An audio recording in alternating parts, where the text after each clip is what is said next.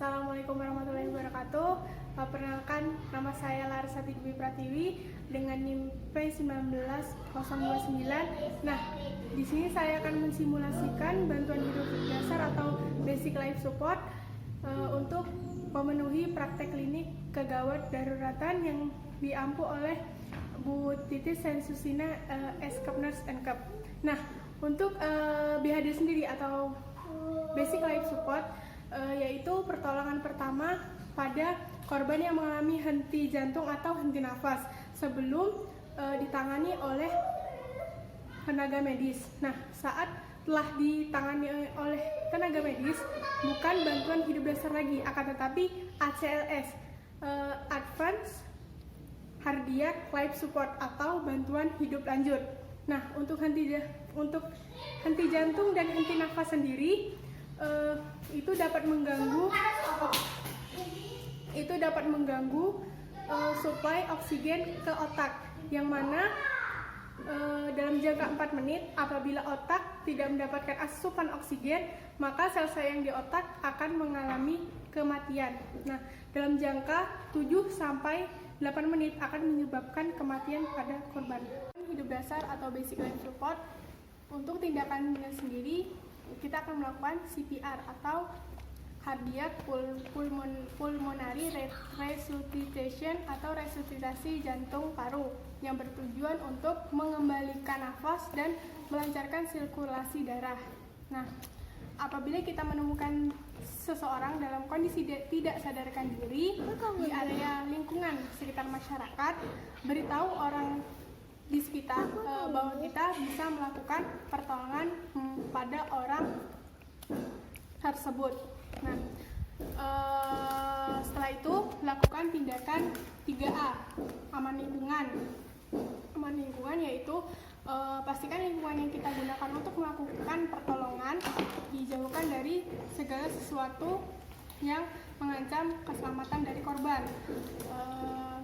Contohnya dijauhkan dari keramaian, diposisikan di tempat yang datar, kemudian aman diri. Nah, kita sebagai penolong menggunakan APD, minimal menggunakan masker dan handscoon. Kemudian terakhir aman pasien. Nah, pastikan pasien yang kita beri pertolongan dijauhkan dari segala sesuatu yang mengancam keselamatan korban.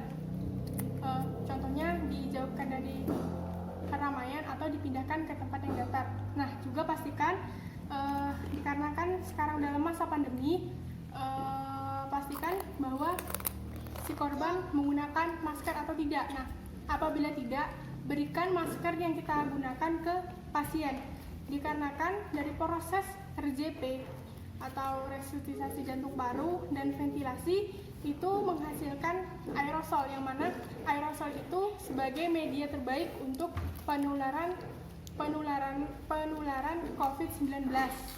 Nah, kemudian saat kita telah melakukan 3A, kemudian cek respon pasien dengan cara menepuk kedua bahu pasien,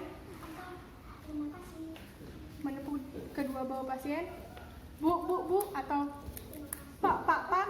Nah, apabila si korban tidak merespon, berikan rangsangan nyeri di area sternum. Nah, apabila si korban tetap tidak merespon, minta tolong seseorang untuk menghubungi SPGDT atau Sistem Pelayanan Kegawat Daruratan Terpadu atau puskesmas terdekat. Nah, untuk alurnya sendiri, pertama sebutkan nama, kemudian tujuan, biodata korban apabila ada, kemudian situasi di tempat kejadian, kemudian jelaskan penolong akan melakukan apa, kemudian yang terakhir berapa lama ambulan akan sampai di tempat kejadian. Nah, pastikan nomor yang menghubungi pihak SPGDT atau puskesmas terdekat selalu aktif. Nah, dikarenakan biasa dari pihak mereka akan terus menghubungi untuk memastikan kondisi korban. Setelah kita melakukan 3A, cek respon, kemudian menelpon sistem pelayanan kesehatan, kemudian cek nadi karotis. Pertama, nadi karotis teraba dan biasanya nafas dari korban tidak akan adekuat.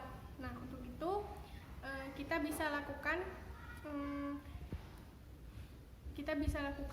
head till chin lift apabila si korban tidak memiliki tanda-tanda cedera servikal. Nah, kemudian apabila dari korban mempunyai tanda-tanda cedera servikal, lakukan jauh panas.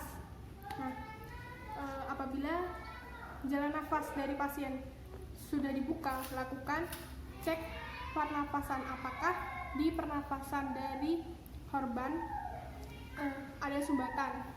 Apabila tidak, lakukan look, feel, listen. Yang pertama, look, lihat apakah dada dari korban mengembang. Yang kedua, feel, rasakan apakah ada nafas pada pasien. Yang ketiga, listen, apakah ada bunyi tambahan pada pernapasan korban. Nah, biasanya untuk keadaan sebelum pandemi, apabila nafas tidak adekuat, akan dilakukan ventilasi dengan mouth dari mulut ke mulut, yaitu dengan hitungan 10-12 kali per menit. Nah, berhubung ini pandemi, cukup berikan posisi miring mantap dan selalu jaga sirkulasi pernapasan pada korban. Nah, untuk kondisi yang kedua,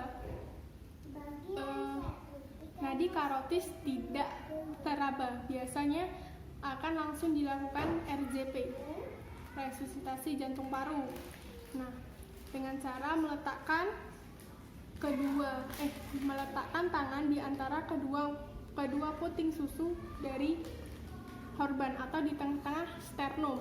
Nah, untuk tangan yang melakukan RJP itu tangan yang dominan, boleh tangan kiri atau tangan kanan. Nah, posisi seperti ini agak lurus, bahu berada di depan dada pasien.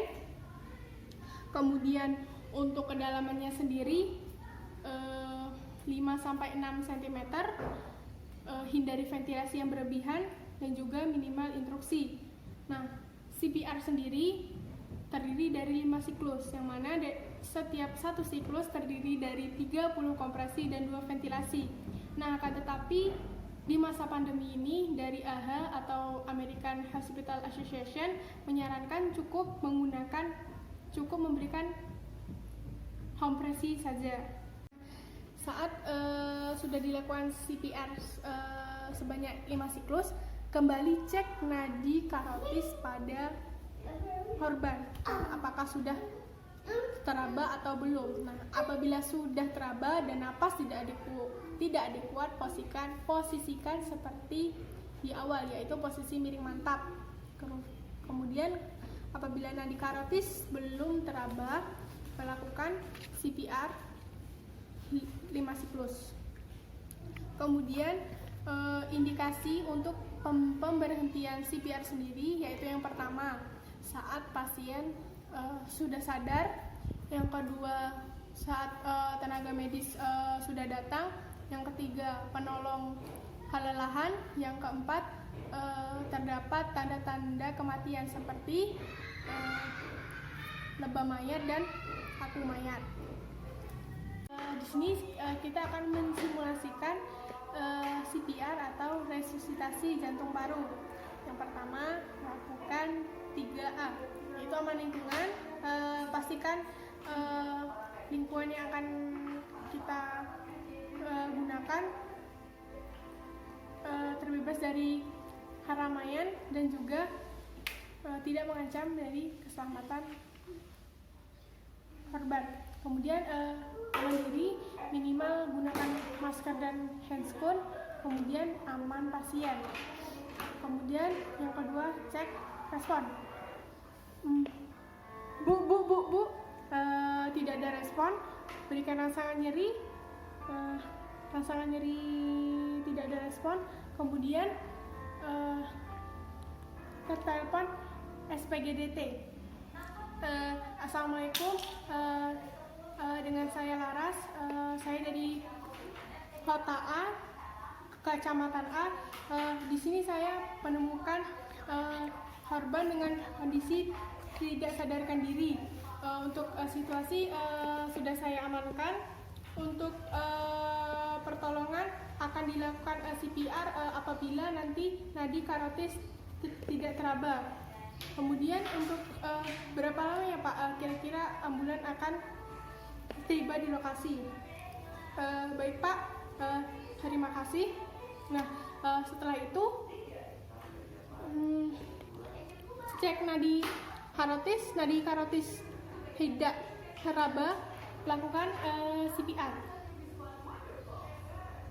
1, 2, 3, 4, 5, 6, 7, 8, 9, 1, 1, 2, 3, 4, 5, 6, 7, 8, 9, 2, 1, 2, 3, 4, 5, 6, 7, 8, 9, 1, 1, 2, 3, 4, 5, 6, 7, 8, 9, 1, 1, 2, 3, 4, 5, 6, 7, 8, 9, 2, 1, 2, 3, 4, 5, 6, 7, 8, 9, 2, 1, 2, 3, 4, 5, 6, 7, 8, 9, 1, 1, 2, 3, 4, 5, 6, 7, 8, 9, 2, 1, 2, 3, 4, 5, 6, 7, 8, 9, 3, 1, 2, 3, 4, 5, 6, 7, 8, 9, 1, 2, 3, 4, 5, 6, 7, 8, 9, 2,